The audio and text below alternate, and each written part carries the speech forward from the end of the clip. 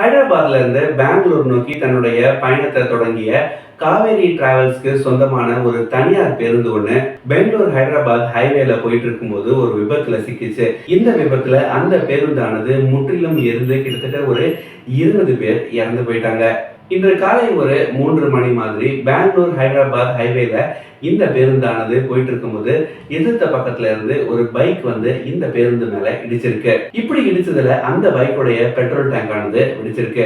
இந்த ஆக்சிடென்டோடைய இம்பாக்ட்ல அந்த பைக்கோட பெட்ரோல் டேங்க் வெடிச்சதோட மட்டும் இல்லாம இந்த பஸ்ஸோடைய பெட்ரோல் டேங்க்லயும் தீப்பிடிச்சதா சொல்றாங்க. ஸோ இரண்டு பக்கத்துலயுமே ஃபிளேம்ஸ் வேகமா பரவ இந்த பஸ் ஆனது ஒரு சில வினாடிகள்ல மொத்தமா எரிய ஆரம்பிச்சதுல இந்த பஸ்ல பயணம் செய்த கிட்டத்தட்ட ஒரு 20 பேர் உடல் கருகி இறந்து போயிட்டாங்க.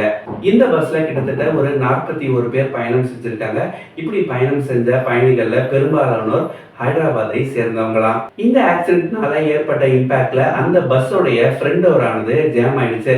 இந்த ஒரு காரணத்தினால நிறைய பேரால பஸ்ல இருந்து உடனே இறங்க முடியல. நிறைய பேர் எக்ஸிட் விண்டோ வழியா எகிரி குதிச்சிருக்காங்க.